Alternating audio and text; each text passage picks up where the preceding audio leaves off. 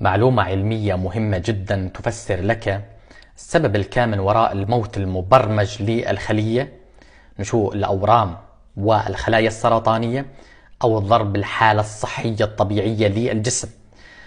يعتمد الأمر على مجموعة عوامل يجب الانتباه لها: ارتفاع درجة حرارة الجسم أو العيش في بيئة دافئة لفترة طويلة من الزمن يؤدي إلى رفع موت الخلايا أو الموت المبرمج للخلية، فلذلك يجب تعريض الجسم لدرجات حرارة منخفضة كلما تسنت لكم الفرصة المناسبة.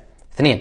سوء التغذية يلعب دور كبير برفع معدل الموت المبرمج للخلية. 2. التعرض المباشر للإشعاعات مثل الأشعة الكهرومغناطيسية يؤدي إلى رفع مبدأ الموت المبرمج للخلية، خصوصا أشعة الموبايل، أشعة التلفاز، وأشعة الأجهزة الإلكترونية بشكل عام. 4. نقص الأكسجين في الجسم يؤدي إلى رفع معدل الموت المبرمج للخلية، أي نشوء الخلايا السرطانية، أي الأورام، أي نشوء بيئة حاضنة للبكتيريا وبيئة حاضنة للفطريات وللفيروسات.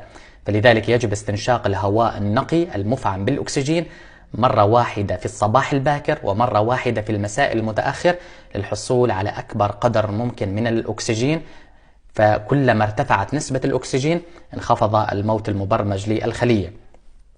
النقطة المهمة: يجب الانتباه إلى مستوى الكالسيوم في الجسم ألا يرتفع عن المستوى الطبيعي. لماذا؟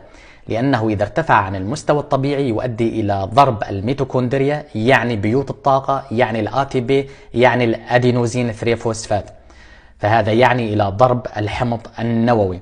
ضرب الحمض النووي يسرع من الموت المبرمج للخلية ونشوء الأورام أو الأمراض السرطانية بشكل عام. النقطة الأخيرة والمهمة: الحالة المزاجية، الابتعاد عن مصادر التوتر والأرق والقلق، والابتعاد عن الغضب. لا تغضب أبدا مهما كان السبب، لأن هذا يترتب عليه ميزة الموت المبرمج السريع للخلايا. لذلك يجب الابتعاد عن مصادر السوداوية في حياتك، وابتسم قدر الإمكان، لأنه ما في شيء مستاهل، والصحة أهم من أي اعتبار آخر. أتمنى لكم الصحة والعافية وراحة البال، والسلام عليكم.